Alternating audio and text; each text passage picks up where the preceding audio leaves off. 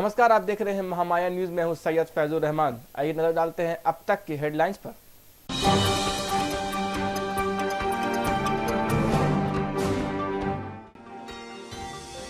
अंतिम चरण का मतदान हुआ संपन्न। अजय राय के बचाव में उतरे मुरली मनोहर जोशी। मोदी के वीडियो को लेकर चुनाव आयोग से हस्तक्षेप की मांग।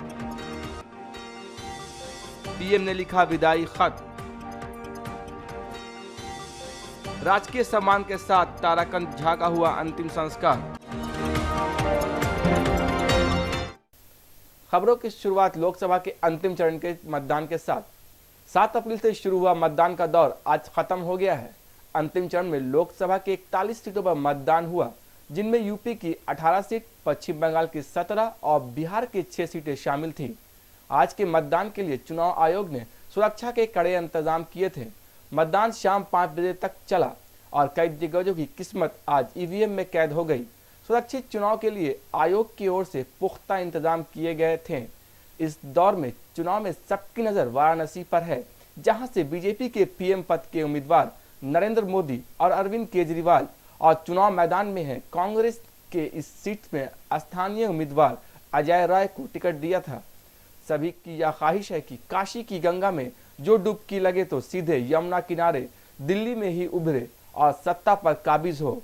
इसके अलावा पूर्वांचल की ही आजमगढ़ की सीट भी काफी हाई प्रोफाइल हो गई है, क्योंकि यहां से सपा प्रमुख मुलायम सिंह यादव चुनाव मैदान में हैं। बिहार में आरजेडी नेता रघुवंश प्रसाद और प्रकाश झा और केंद्रीय मंत्री अधीर रंजन चौधरी पश्चिम बंगाल के बेरहामपुर से चुनाव में खड़े हैं। वहीं पश्चिम बंगाल की बारासात सीट पर बीजेपी के जादूगर पीसी सरकार जूनियर को टिकट दिया है। दुनिया के सबसे बड़े लोकतंत्र की इस बड़ी कवायद का परिणाम 16 मई को सभी 543 सीटों की मतगणना के बाद सामने आएगा। चुनाव के पहले चरण में 7 अप्रैल को मतदान हुआ था और तब से लेकर 8वें चरण में 502 लोकसभा सीटों के लिए 66.27% मतदान दर्ज किया गया था। इस बार मतदान के आंकड़े ने सबसे अधिक मतदान के 1984 के पिछले रिकॉर्ड को पीछे छोड़ दिया है। 2009 में पिछले लोकसभा चुनाव में लगभग 58% मतदान हुआ था। अगली खबर भी वाराणसी से। भारतीय जनता पार्टी के वरिष्ठ नेता डॉक्टर मुरली मनोहर जोशी चुनाव प्रचार संहिता के उल्लंघन के आरोप झेल रहे अजय राय के बचाव में उतर आए हैं। पार्टी की राय से अलग उन्होंने इस मामूली मुद्दा करार दिया है। राय के खिलाफ सिंगारा थाने में एफआईआर दर्ज कराई गई है। ज्ञात हो कि सोमवार के चुनाव के आखिरी चरण में उप की 18 लोकसभा सीटों के लिए मतदान हो रहा था, जिनमें वाराणसी में मत डालने जा रहे थे। अजय राय ने सोमवार को जब अपना वोट डाला तो उन्होंने कांग्रेस पार्टी के चुनाव चिन्ह हाथ के पंजे को अपने कुर्ते पर लगा रखा था। जोशी ने इस पूरे मुद्दे को छोटी बात करार देते हुए कहा कि यह कोई बड़ा मुद्दा नहीं है। हर कोई अपने हाथ के साथ बूथ पर जाता है, क्या उन्हें हाथ काट लेना चाहिए? जोशी ने पिछली बार वाराणसी से सांसद बने थे, लेकिन इस बार मोदी के कारण उन्हें अपनी सीट बदलने के लिए मजबूर होना पड़ा था। कांग्रेस ने आज चुनाव आयोग से मांग की है कि अंतिम चरण के मतदान के दिन मतदाताओं के नाम नरेंद्र मोदी के वीडियो संदेश के संदर्भ में उनके खिलाफ तत्काल कार्रवाई की जानी चाहिए। उसमें दावा किया है कि उनका संदेश चुनाव कानून का उल्लंघन है। लोकसभा चुनाव के अंतिम चरण में आज 41 सीट पर मतदान हो रहा था। अखिल भारतीय कांग्रेस कमेटी के सचिव और पार्टी के कानूनी प्रकोष्ठ के प्रभारी केसी मित्तल ने मुख्य चुनाव आयुक्त वीएस संपन्न को पत्र लिखकर कहा कि ठीक मतदान के दिन अपने पक्ष में वोट हासिल करने के लिए दिया गया मोदी का संदेश चुनाव कानून का स्पष्ट उल्लंघन करता है। भारत के लोकतंत्र का महापर्व चुनाव आज अंतिम चरण में है। 8 चरण पूर्ण हुए, आज 9वां चरण है। इस चरण में पश्चिम बंगाल, बिहार और पूर्वी उत्तर प्रदेश के कुछ करीब 41 सीटों पर आज आप मतदान कर रहे हैं। पूरे देश ने इतनी भयंकर गर्मी में भी भारत के लोकतंत्र को जी जान से ताकत देने का प्रयास किया है। जन उत्साह के बिना, जन भागीदारी के बिना जन समर्थन के बिना ये लोकतंत्र का पर्व हम कहां मना सकते थे। अबाल वृद्ध सब अपने अपने तरीके से इस महापर्व में जुड़े हुए थे। जहां तक मतदान का सवाल है, महिलाओं ने, नौजवानों ने भारी उत्साह दिखाया है।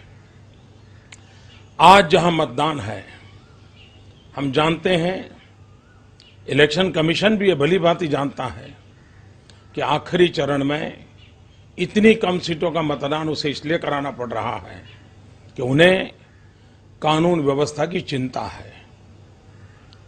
लेकिन चिंता करने से बात बनती नहीं है। सिर्फ 41 सीटों का चुनाव है।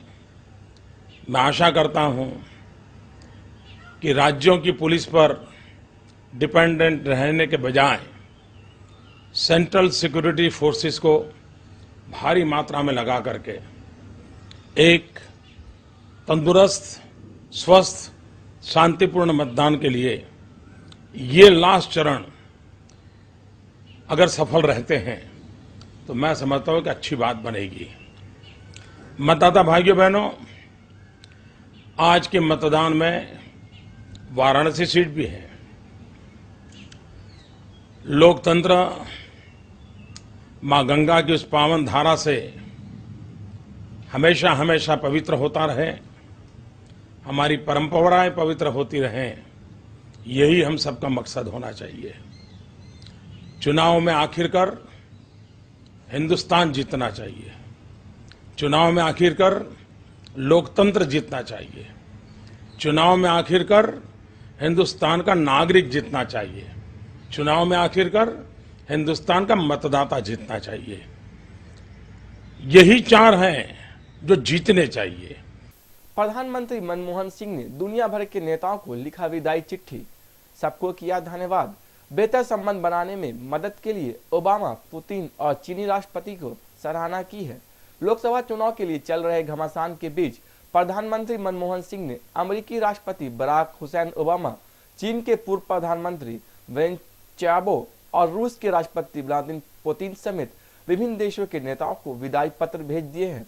सूत्रों के मुताबिक मनमोहन सिंह ने जर्मनी के चांसलर एंजेला मार्केल को भी पत्र लिखा है। उन्होंने वर्षों मिलकर काम करने की बात याद करते हुए सभी नेताओं को धन्यवाद किया है।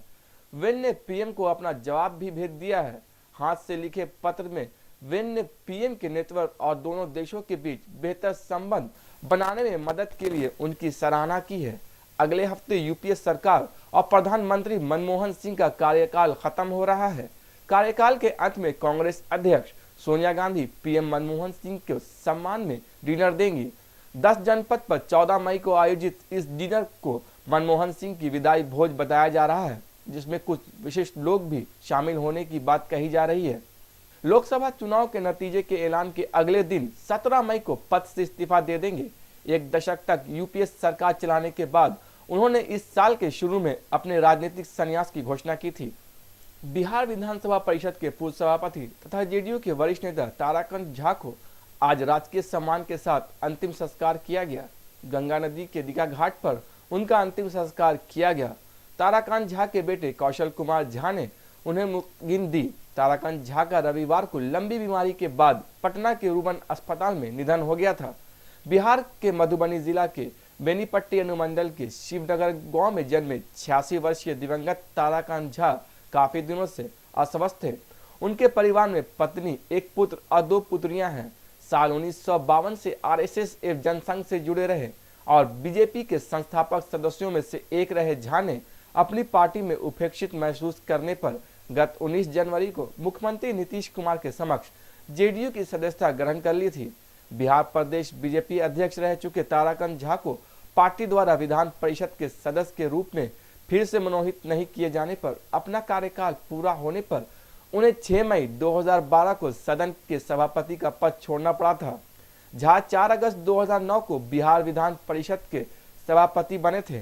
पेशे से वकील झा बिहार के महाधिवक्ता के पद पर भी आसीन रहने के साथ साथ बिहार बार काउंसिल के अध्यक्ष तथा 6 सालों तक बार काउंसिल ऑफ इंडिया के सदस्य रहे थे। तथा मैथिली भाषा के संविधान की 8वीं सूची में शामिल कराने में महत्वपूर्ण भूमिका निभाई थी। फिलहाल खबरों में इतना ही। मुझे और मेरी पूरी टीम को दीजिए इजाजत। नमस्कार।